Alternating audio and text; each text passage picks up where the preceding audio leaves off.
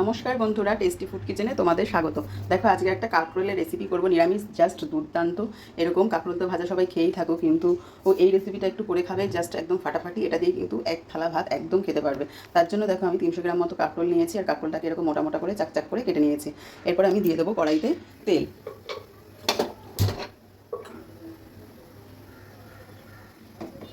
তেলটা একদম গরম হয়ে গেছে। এবার তেলের মধ্যে দিয়ে দেবো একটু লবণ আর একটু হলুদ। এরপরে দিয়ে রাখবো কেটে রাখা কাঁকরোলগুলো। কাঁকরোলগুলো খুব ভালো করে হালকা স্টিমে ভাজবো, যাতে কাঁকরোলগুলো একদম অন্তত 80% সেদ্ধ হয়ে যায়। এভাবে কিন্তু কাঁকরোলগুলোকে হালকা স্টিম দিয়ে ভেজে নেব। বেশ 10 মিনিট ধরে অন্তত কিন্তু কাঁকরোলগুলোকে ভাজতে হবে হালকা স্টিম, তবেই কিন্তু কাঁকরোলগুলো ভালো মতো সেদ্ধ হয়ে যাবে 80%। এই যে একদম কিন্তু আমার কাঁকরোল ভাজাগুলো ভাজা হয়ে গেছে। দেখো বেশ 80% মতোই ভাজা হয়ে গেছে। এবার আমি ভাজাগুলোকে তুলে নেব।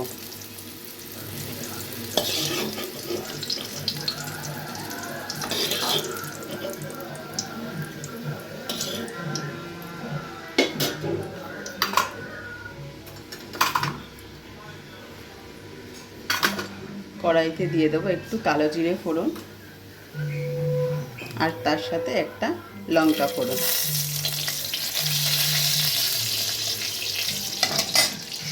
এবার ওর মধ্যে দিয়ে দেবো আদা বাটা পরিমাণ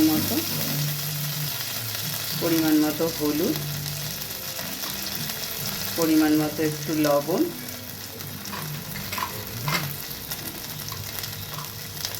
আর একটু লাল লঙ্কার গুঁড়ো দিয়ে দেব।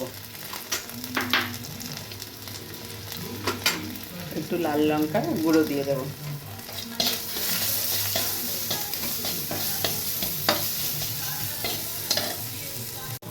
তেল মশলাটা একটুখানি জল দিয়ে কষতে থাকবো ভালো করে।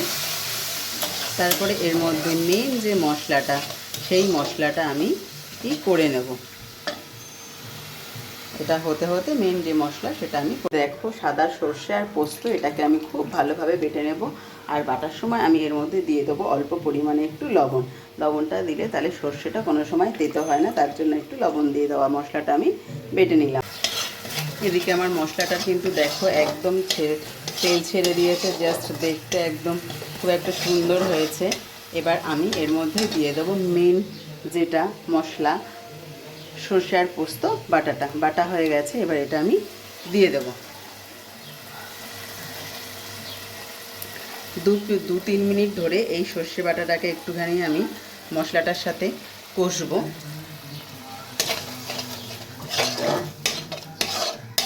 একটু মশলাটা মিশে গেলে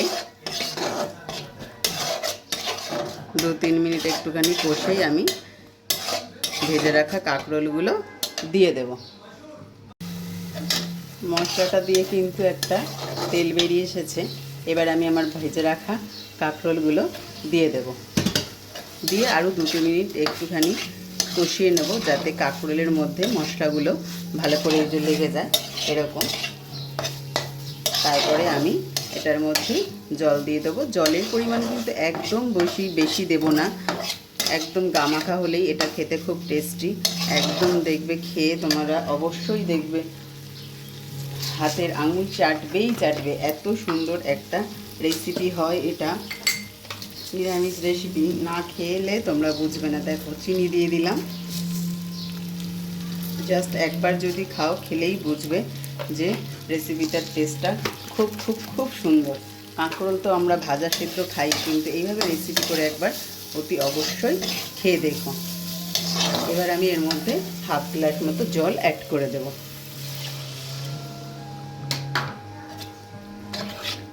এবার 2-3 মিনিট একটু চাপা দিয়ে রাখবো। আমার কাঁকরোলের রেসিপিটা কিন্তু একদম রেডি। দেখো জাস্ট দেখতে একদম খুব সুন্দর হয়েছে, আর খেতেও সেরকম দুর্দান্ত স্বাদ।